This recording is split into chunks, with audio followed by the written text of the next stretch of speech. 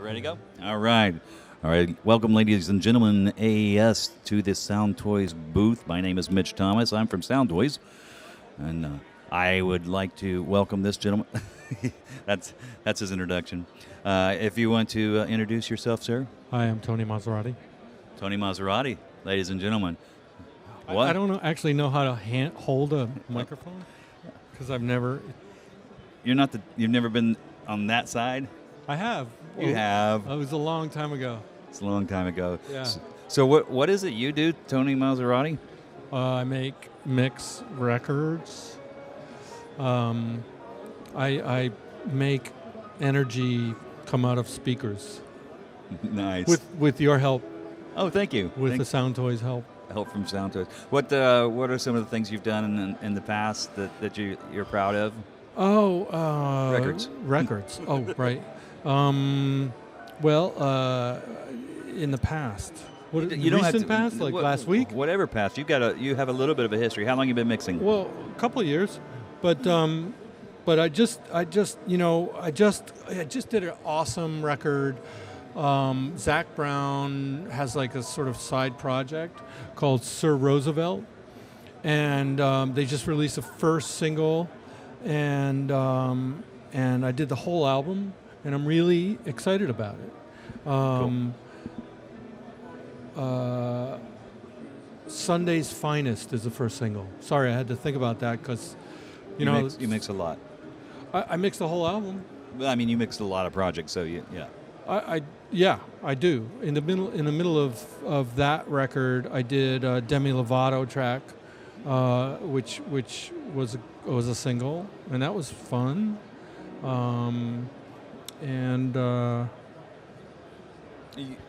You mixed our good friend over here, Miss MNDR, right? Where? Amanda's going to come on? They were over here earlier.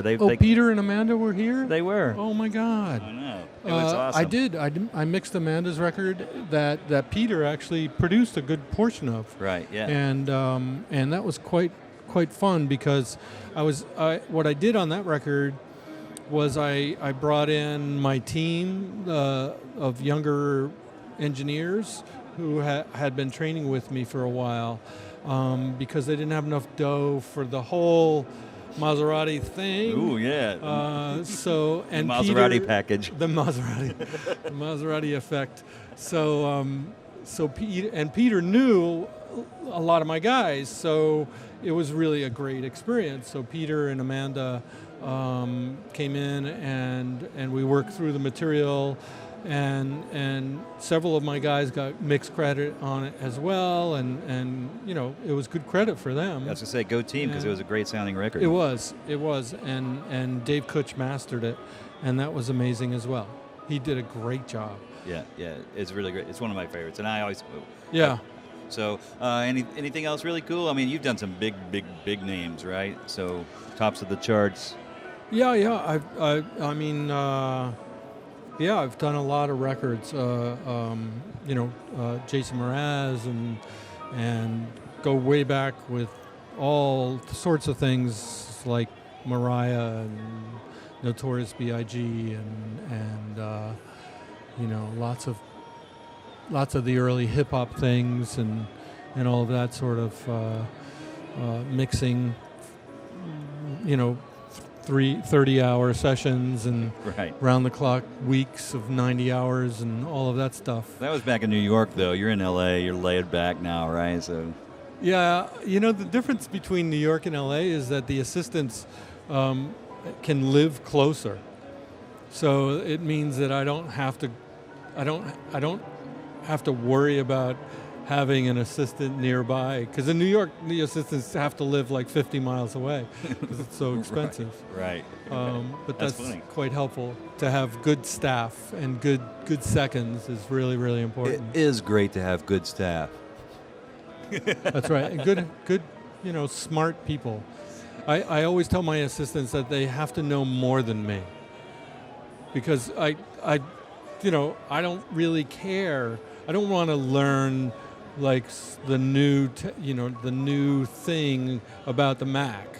Like, I don't care about a Mac. It's going to change in 6 months anyway. Why do I care? You just want to mix. That's right. I just want to mix. Right. That's right. So anything coming up that you're excited about? Well, the Sir Roosevelt stuff right, is. I'm really excited about that. And that's coming out soon, or you? The first single just came out. Hopefully, the record will be out very soon. And then I'm doing some Alicia Keys stuff, Very which cool. we're sort of putting final touches on, and Dave Kutch is mastering that as well. And Dave actually mastered the Sir Roosevelt stuff as well. But the Alicia stuff, I didn't mix all of that. There's like a lot of music, and Dave is mastering it all, but I didn't mix it all. But I think there's about 5 songs that I mixed that they're going to release, and that's pretty exciting. Do you track it all at your place? I worked on the last tracking I did was there's this artist Catherine McPhee, who I think she was like an Idol runner-up or winner or something. Right. And she's an awesome singer, and they needed to do an overdub, and they were like, can we fix this vocal part? And I was like, where? Here? This is a mixing studio. Do you not know? I don't know. Do we? And I looked at my SEG and I was like, do we have any microphones? and then I sat, and this is what I generally do. I stand up and I go, okay, I'm going to go outside and have a break, and he's going to sit down and record you. But because it was Catherine and I knew her well, I actually recorded her as well. So that was the last recording that I'd done. That was probably 2 years ago. Wow. But before that, we also had we had finished up the last Beyonce record, not Lemonade, the one before, at my place. Okay. So Michelle and Kelly Rowland had to do some backgrounds, and we did that at my place. And I think I watched them record, but I didn't technically record them. So I don't know if that counts as recording. They used my room. There you go. So does they that tracked count? at your place. They tracked at my place. There you go. So so that was kind of fun. But no, I really, I take that back. I did a production for a Korean project. The name of the band was Sultan of the Disco, and the song was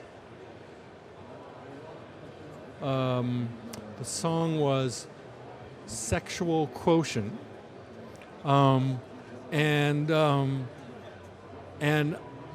And I didn't record, but I hired somebody to record. At your place?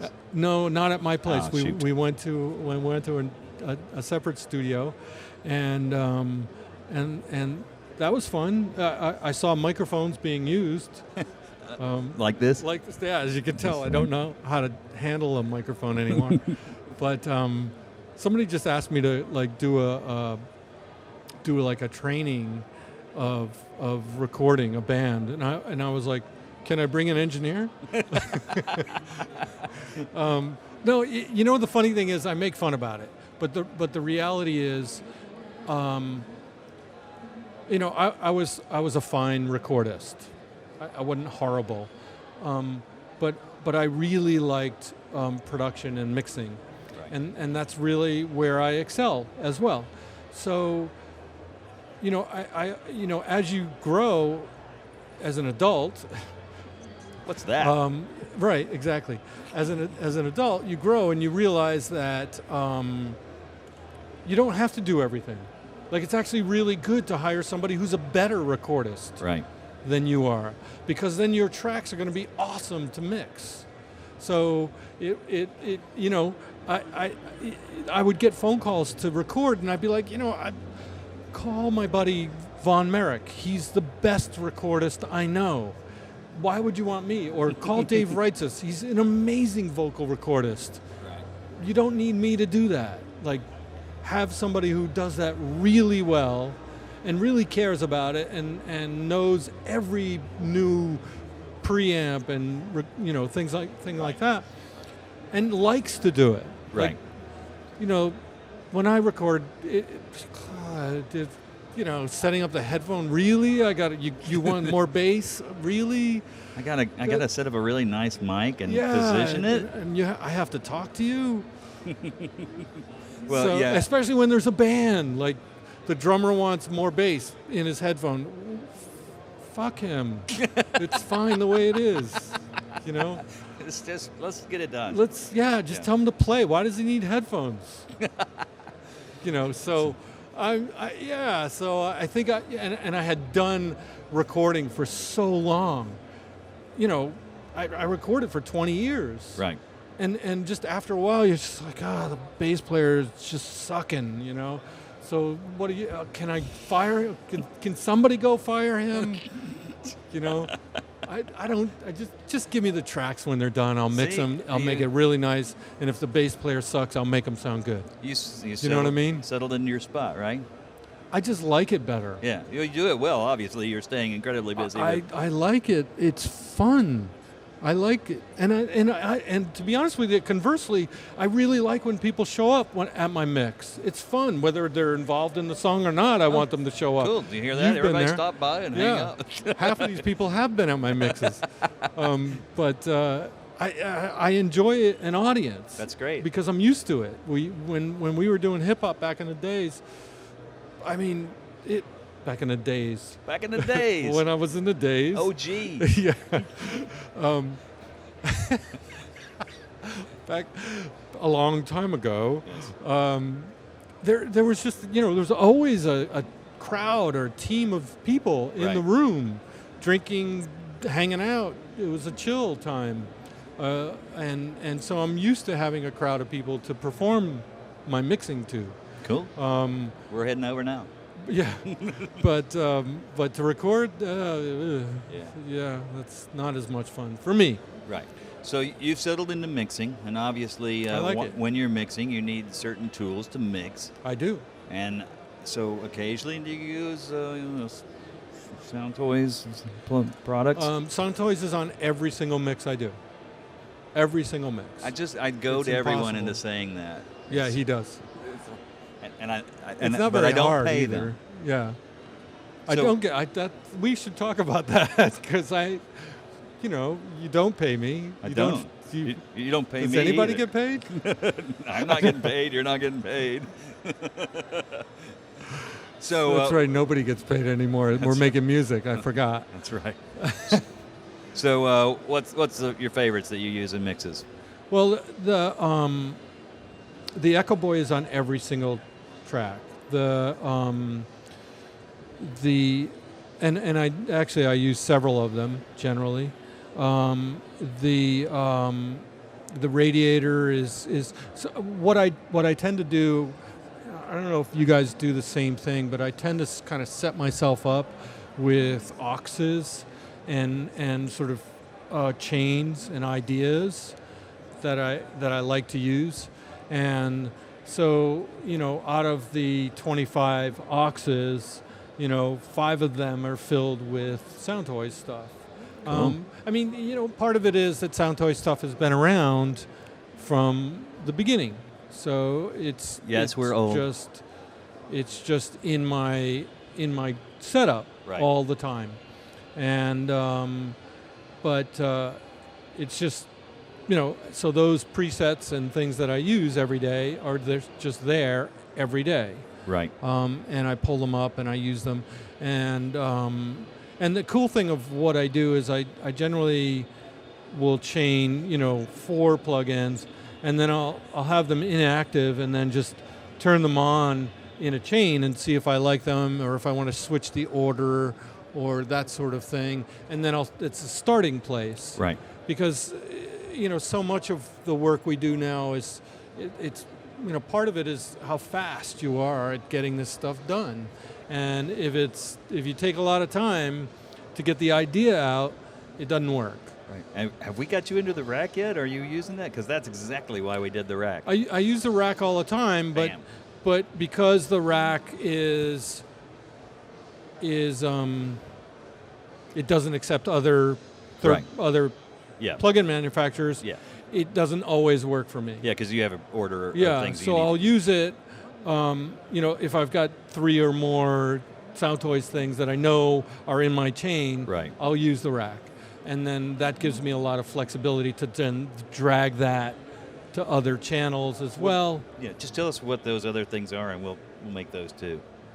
Oh, yeah, right. We'll get rid of all that stuff. Wait a minute, you've got a new plug-in, but I haven't tried it yet. We have the new EQ, so Right. I think you'll totally dig it. And in the rack, it's really sweet. I haven't, because it just came out. Thursday, this last Thursday, like so- a couple days ago. So, and why don't I have it on my rig? You should, because if you got 5, you automatically get it. So you just have But to shouldn't I down- just be able to like open my computer and it's already? Don't Yeah, you have that? you Don't you should- have access like Absolutely right. remote access to my computer? Right yet? after your assistant At takes this care of point. that for you, you will open your computer. But and isn't he just going to call you and say, "Oh, can you just load this on my computer"? yeah. Have we done that before? Haven't you done remote access on No, my machine? we haven't yet, but Not I yet. feel like it's coming. Yeah. At some point, that's really. I just want to wake up and say, Mitch, can you just load it on? I don't have Here's to. the I've got it remote set on access code. auto. Yeah, right. But I haven't used the new EQ yet. Yeah, you'll dig it. So is it a model thing or Yeah, it's a is it? model of the Siemens W295B. Okay. You're super familiar with that one. It's a really cool, kind of off the beaten path German EQ. Right. Kind of built for broadcast. I assume because all the literature's in German and we're translating it and trying to Right. figure it out. But really smooth curves and super highs are really high, and you're gonna dig it. Oh, nice. Yeah, let us know exactly. We'll get right now. You're hearing it. We're gonna call him out and have him, give us some feedback on the new EQ, Yeah. the Maserati moment. Yeah. Yeah. That's no. I'm excited to try that out. One of the things about Sound Toys that keeps me coming back to all the stuff that you make is I don't want to sound like an idiot, but I'm not an engineer, like a coding engineer, so I don't really know like what it means. So when I say like I really like the way that you guys program, because I always feel like it's got a great amount of care in its coding, because generally it doesn't crash my computer, which back in the day was always a seriously It's really important thing. Very important. Right? And to then- us as well. Yeah. I mean, there was a couple years ago where I swear I would only have, there would be like 3 manufacturers on my rig, because all the other manufacturers crash my computer with their coding, and some of them still do, but Sound Toys has never done that, which is great. Good, excellent. Glad to hear that. But also the overall, the sonic quality of the gear. There are certain pieces of analog gear that every engineer kind of you go for. Right.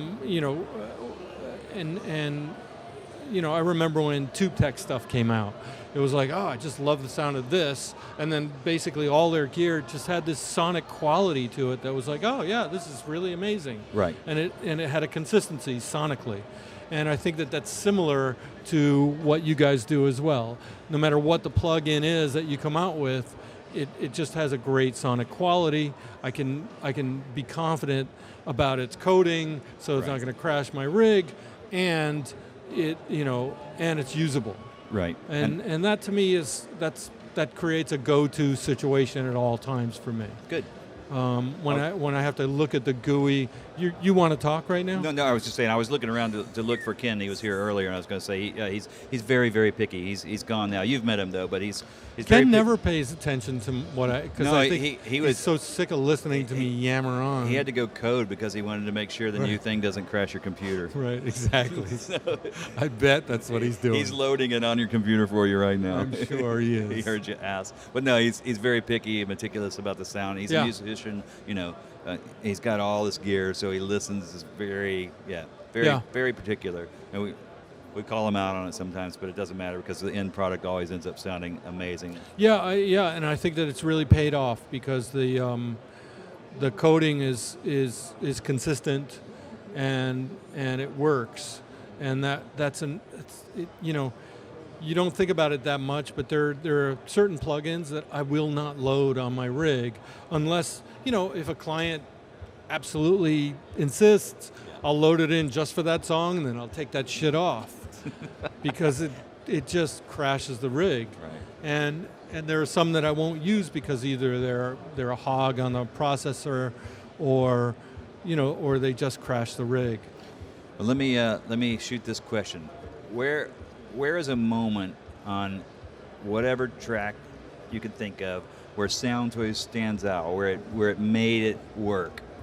I just did a James Blunt track, and the reason why I'm gonna say this is because I'm tying it into a Jason Mraz thing from the We Sing We Dance record that I did with Jason some years ago. I came up with this thing using Echo Boy where you have a preset called Verbed, right? And I used it in a mono aux, and then I put a stereo thing after it to sort of spread it out a little bit, and I just modified that. So I had this preset that I created for this old Jason Mraz record, and now I'm working on a James Blunt record, and I opened up that preset, and then I modified it, and essentially it was really really interesting to do so because that was 7-8 years ago now, at least, and so sonically that's a lifetime, right? It's in music years. Yeah, I mean in music you can't really use something from that long ago, whether it's a kick drum or a vocal sound. It's different now, and I mean a year later things are different, right? I mean you might get a year out of an idea, but that's about it. And then you've got to come up with new ideas. But I grabbed that from that old preset, and then I modified it in a way where not only did I widen it, but I sort of darkened it and put a pre-delay on it, and it just sounds awesome. And I was really worried that James was going to hate the effect because I loved it. I don't know if that happens to you guys. Whenever you do something, you're like, you never know if the client's going to like it, right? Yeah. And you're like, shit, I hope he likes this because I really like this idea. And he came back and he mentioned it specifically in a note he sent back to me, and so that was kind of cool. That's cool. And that was just recently, so it kind of ties in. I used it, from an old Mraz record, and now in this new James Blunt record, I sort of modified it so it was usable again. But it kind of came off that same verbed preset that you guys had. Oh, cool. Which I have no idea what it is. Yeah. Has anybody used that verbed preset? Oh yeah, absolutely. That's because it's kind of blurred up. What is it? It's a diffused, very very diffused set of echoes that kind of gives it that roomy effect. So yeah, it was really cool. Ken came up with that, so that was one of those beautiful things. So. Yeah, it's a really weird sounding thing that I have no idea how to manipulate. So I end up just putting plugins around it to try to manipulate it. Yeah, whatever. Yeah. So, well, that's awesome. That's you got two big ideas out of one. Way to go. That's right. Awesome. Yeah. Well, we appreciate you coming by. I don't want to keep you here all day long. Thank you. Thanks for having me. I can't believe we didn't wear our glasses the whole time. Oh, I got mine. My glasses are breaking, and they're so we both have this issue. Not only do we have similar glasses, his are fancier than mine, but I got money. But we both they're so scratched. Yeah. And cloudy that neither one of us can see out of them, and that's why I never wear mine. Yeah, that's why he doesn't wear his, because we can't really see you with our glasses on. But we look great with them on, don't we? So anyway, thanks for coming by. Really appreciate it every time and taking care of us. So thanks for having me. Thanks for taking care of me. Thanks.